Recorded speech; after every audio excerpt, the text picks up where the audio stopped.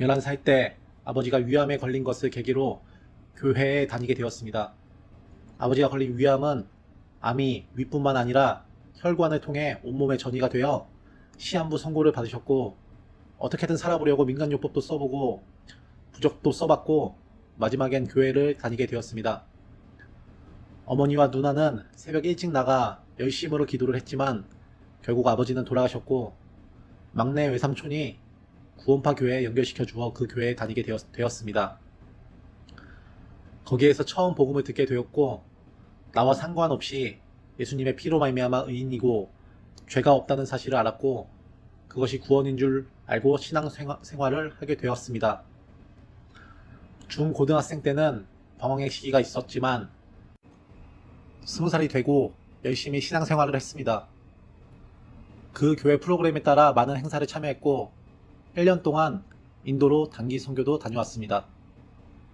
인도에서 생활 중에 큰 감동을 받아 복음을 위해 살고 싶다는 마음이 생겨 그 교회 신학교에 들어가 군생활 포함 4년을 있었습니다. 거기 특징이 나의 신앙이 아닌 교회의 활동에 초점이 맞춰져 있어 하나님을 배우기보다 일을 하고 행사를 통해 많은 사람들이 복음을 듣게 된다면 그것을 나의 기쁨으로 여기는 것인데, 사실 저에게 기쁨이 되지 않았습니다. 그러다 행사 중에 실수가 생겼는데 그 당시에는 큰 실수라고 생각했지만 지금 생각해보면 하찮은 일이었습니다. 그 실수로 인해 하나님이 나를 돕지 않는다는 생각에 신학교를 나왔고, 잠깐 동안 육체의 자유를 누린 것이 그동안 신앙생활 한 것보다 더 즐거워 다시 신학교로 돌아가지 않았습니다. 그래서 지역교회에서 신앙생활을 이어갔는데, 제가 어떤 마음을 갖고 있는지를 들어보려고 하지는 않고 자기 말만 들으라는 지역교회 사역자의 독선적인 태도에 그 교회에서도 발을 뺐습니다. 그러면서도 내가 교회를 안 나가는 거지, 나는 하나님을 믿고 있고 구원받아 죄가 없는 의인이다 라고 스스로 자위하며 살았는데, 복음을 이용해 육신의 기회로 삼으며 양심에 화인 맞은 삶을 살았습니다. 그렇게 6년이 흘러 결혼도 하고 아이도 2명 생겼고 우여곡절도 있었지만 그냥 내 삶만 돌아본다면 꽤 열심히 살았던 것 같습니다. 육신이 원하는 대로 살긴 했지만 회사도 열심히 다녀 인정도 받아서 많은 기회를 얻었고, 또 그 회사가 망할 것을 예상하고 발빠르게 나와 창업을 통해 먹고 살 길을 만들었습니다. 그러나 복음, 하나님의 존재, 천국의 영원성이 흐려지고 죽음을 생각할 때마다 숨이 안 쉬어질 정도로 두려워 애써 생각지 않고 살았습니다. 그러나 한편으론 아내와 아이들도 천국에 가야 하고 나도 믿음이 많이 흐려졌으니 다시 복음을 듣고 천국 갈 믿음만이라도 가져야겠다고 생각했습니다. 그래서 서청주 교회에 다니고 있는 친구를 통해 이 천안 중부 교회에 나오게 되었습니다.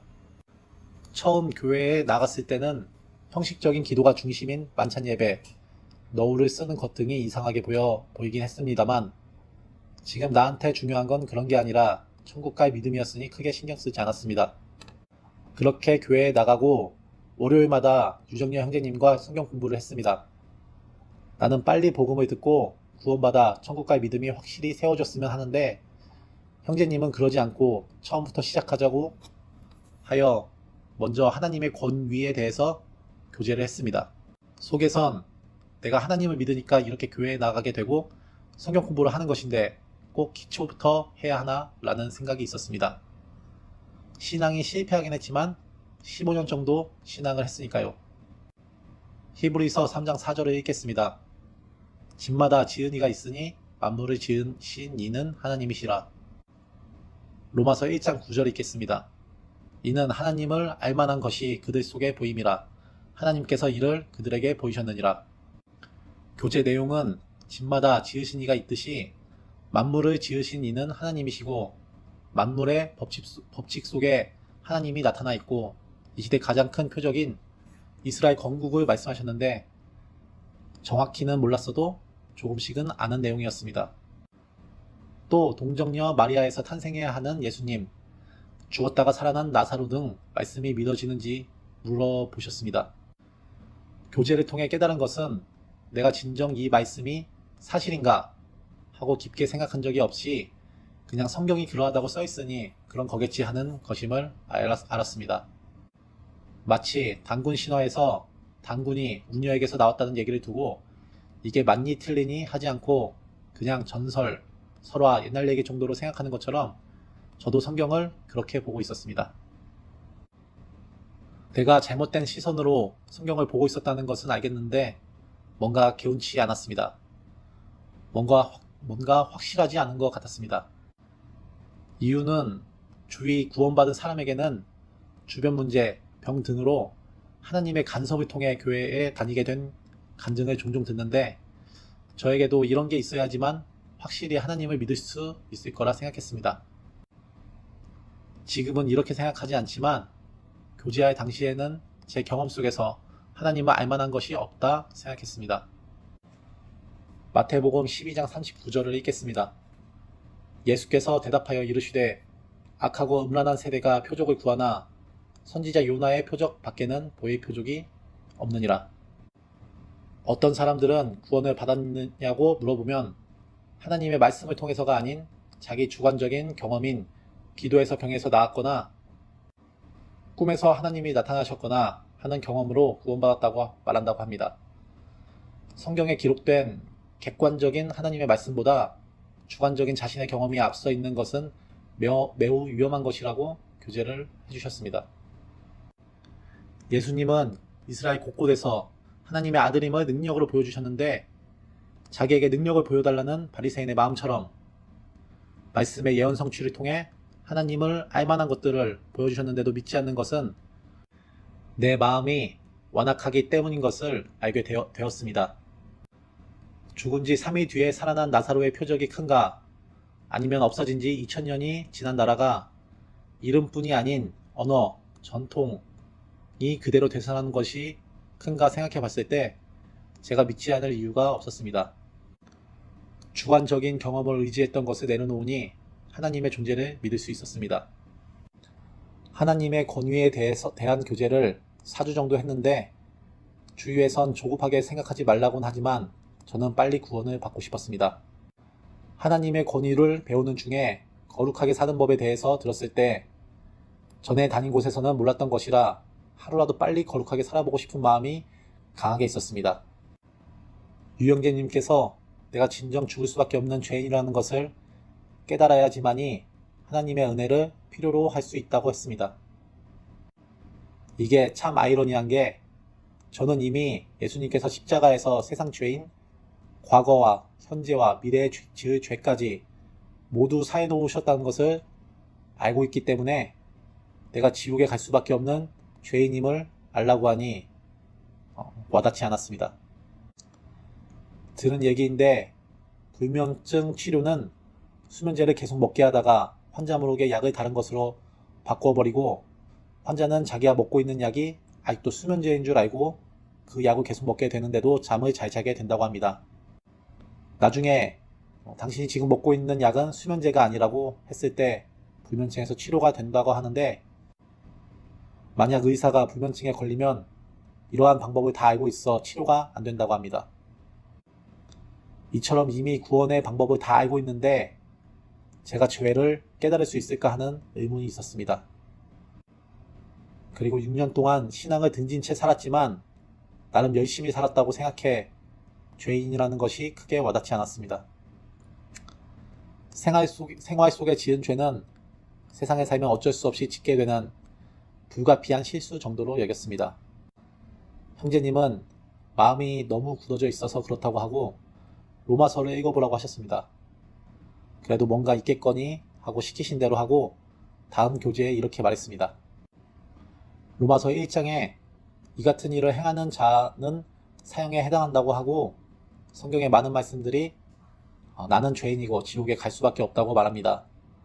저는 제가 죄인인 것을 속 깊이 깨닫지 못하지만 제가 깨닫고 말고는 주관적인 것이고 객관적인 말씀이 나를 죄인이라고 하니 제 생각을 버리고 말씀을 믿어 제가 지옥에 갈 수밖에 없는 죄인임을 알았습니다. 이렇게 말하고 저는 이제 넘어가겠지 싶었는데 형제님은 그거 아니라고 단호히 말씀하시고 얼렁뚱땅 넘어가서 되는 게 아니라고 하셨습니다. 저는 내 생각을 버리고 말씀을 받아들이는 것이 믿음이라고 알고 있는데 그러한 사람도 있겠지만 제 경우는 세뇌라고 했습니다. 나는 이게 답이다 라고 생각했는데 그게 깨지니 실망했고 형제님께서 로마서 7장에 바울의 고백과 부자 청년을 비교해서 말씀해 주시고 심령이 가난한 자와 애통하는 자에 대해서 말씀도 해주시고 끝으로 하나님의 때가 있고 하나님께서 깨닫게 해주셔야 한다고 하셨습니다. 로마서를 읽고 하나님께 기도하라고 하셔서 알겠다고는 했지만 이 과정이 너무 막연하게만 느껴졌습니다. 이때 우연히 독립침례교회에 다니는 분과 연락을 하게 되었는데 그 교회 목사님은 제가 말하는 게 맞고 죄는 내가 깨닫는 게 아니라 말씀에서 말하는 나를 보는 것이라고 하며 하나님의 때는 지금 당장이니 영접 기도하고 구원받으라고 했습니다. 그리고 양육을 통해 점차적으로 죄를 더 깊이 알아가는 것이라고 했습니다. 당장에는 좀 더 생각해 보겠다고 했지만 그 말씀들에 마음이 끌렸습니다. 박쥐처럼 이쪽 말씀을 들으면 이게 맞는 것 같고 저쪽 말씀을 들으면 저게 맞는 것 같았고 결론적으로 내 마음에는 독립침례교회 말씀이 더 맞아 교회를 옮기면 어떻겠냐고 아내와 상의까지 했습니다.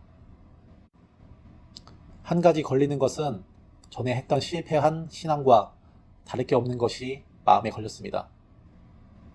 거의 보름 가까이를 두 음성에 저우지하다 보니 점점 지쳐갔습니다. 구원받고 거룩한 삶을 살기 위해 내 육신과 싸우느라 지치는 것도 아니고 본격적으로 신앙을 시작하기도 전에 이런 교리에 대한 문제가 갈등과 혼란을 만들어 진을 빼놔 이럴 바에는 신앙하지 말아야겠다고 마음먹고 둘 다 끊을 생각도 했습니다. 그때 연락 하나를 받았는데 이틀 전에도 만나 가게 건물일을 같이 하던 분이 전날 뇌경색으로 돌아가셨다는 연락을 받았습니다. 죽음이 내 주위에 있고 나도 오늘 당장이라도 죽을 수 있다는 생각이 들어 마음을 바꾸고 유형제님과 성경 공부 시간에 이런 마음을 먹었음을 고백하니 믿음의 뿌리가 흔들리는 것에 대해 말씀해 주셨습니다. 그 당시에는 뭐가 맞는지 잘 몰랐으나 전에 했던 신앙같이 쉬운 신앙을 하지 않겠다고 마음을 정하고 내 죄를 깨닫게 해달라고 하나님께 기도하고 말씀을 읽었습니다.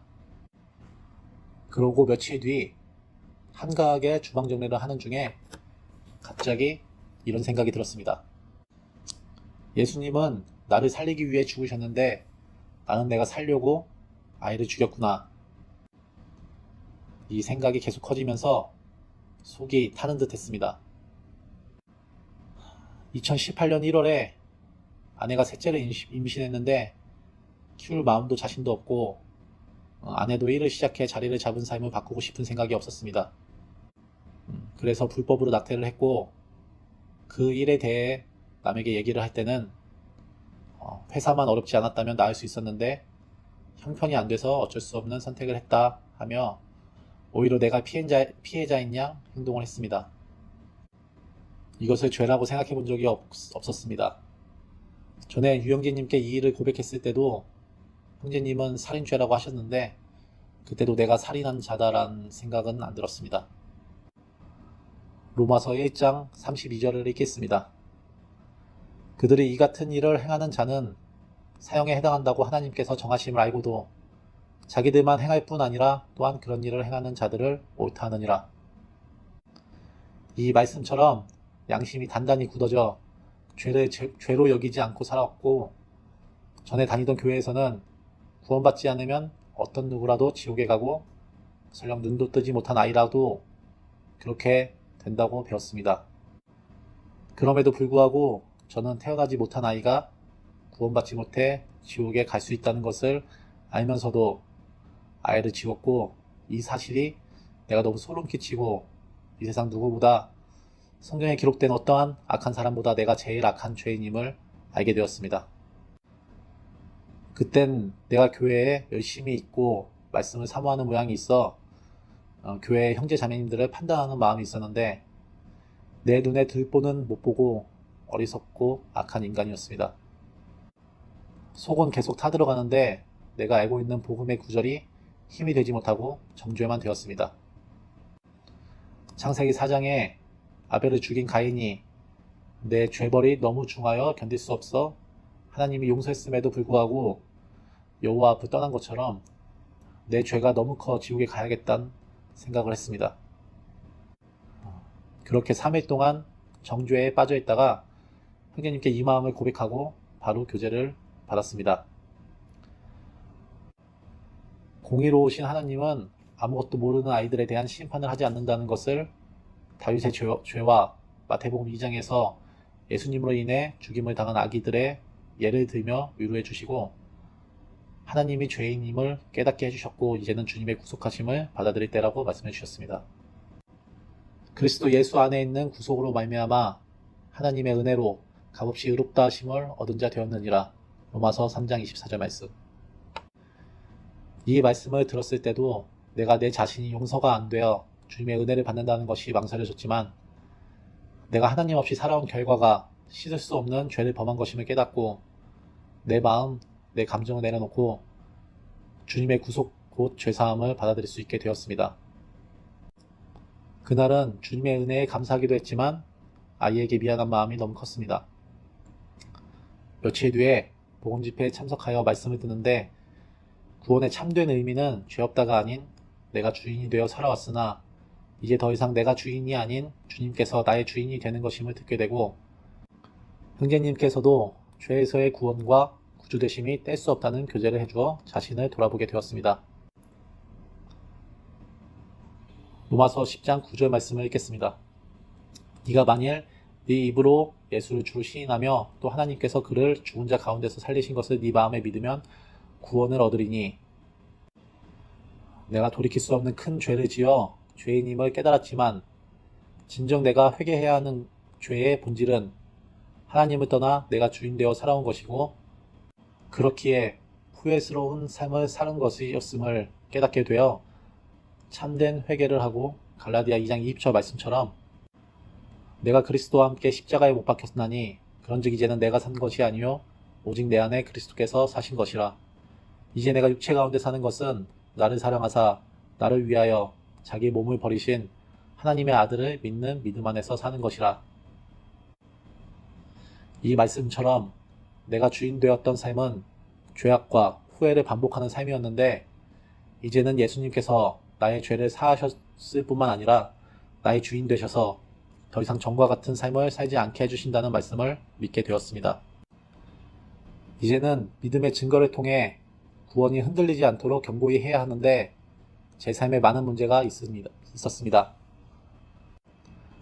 겉으로 드러난 술에 의존한 삶은 정리가 되었고 가게 운영에도 변화가 되었지만 내면의 삶은 음란하고 탐욕적이고 악한 모습이 끊이질 않았습니다. 옛사람이 십자가에 못 박힌 사실과 성령의 내주하심으로 인해 거룩한 삶을 살 수 있다는 말씀을 들었었는데 어느 정도 되는 듯 하다가 알면서도 육신적으로 살게 되어 좌절하고 내 행위와 상관없는 하나님의 구원임을 알면서도 구원이 의심되기도 했습니다. 그럴 때마다 교제도 받고 말씀을 붙들지만 죄와 싸우는 것이 여간 힘든 게 아니었습니다. 그때 하나님께서 새로운 신앙의 단계를 보여주셨습니다. 유 형제님께서 거룩한 삶을 사는 방법이 한 가지 더 있는데 이것이 가장 큰 힘이 된다고 하셨습니다.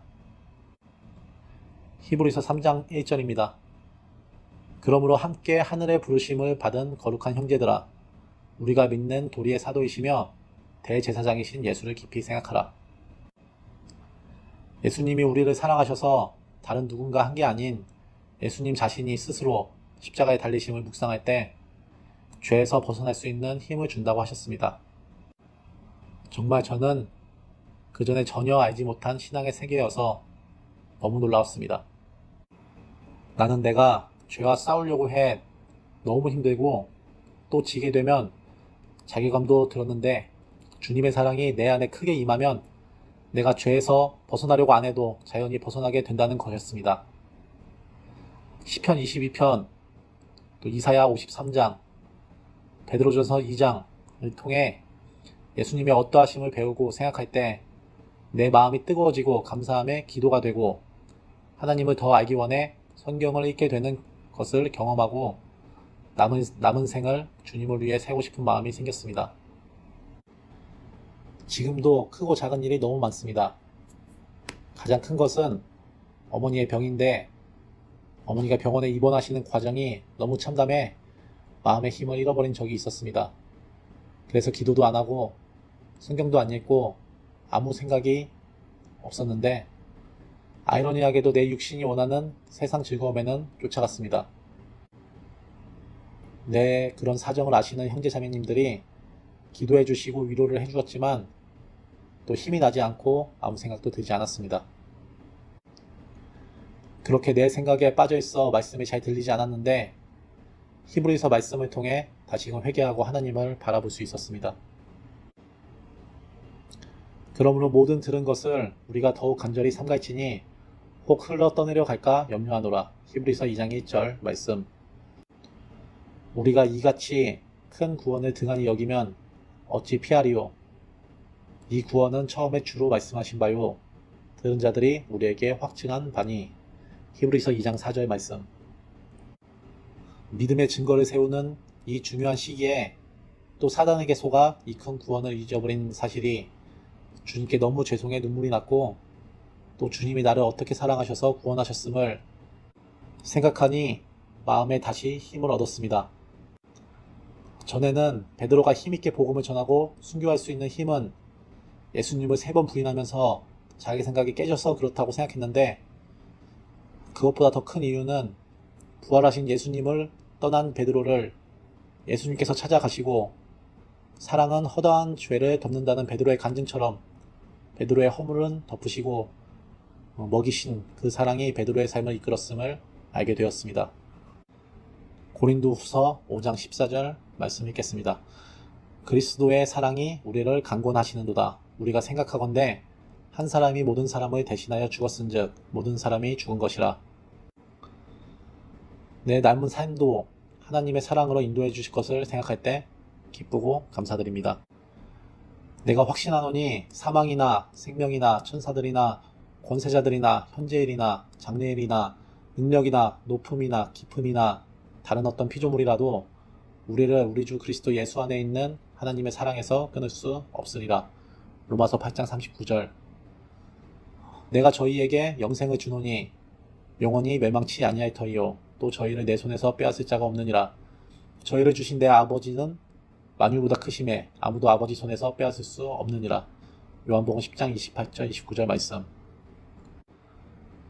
로마식 악수는 손을 잡는 게 아니라 팔목 부분을 잡는다고 하는데 나는 하나님을 놓칠 수 있지만 하나님의 사랑은 놓지 않고 계속 연결되어 있다는 사실에 감사드리고 내가 달려갈 길 믿음의 경주를 끝까지 완주해 그 나라에 갈 때 예수님께서 잘하였다 착하고 충성된 종아 하며 칭찬받기를 원합니다.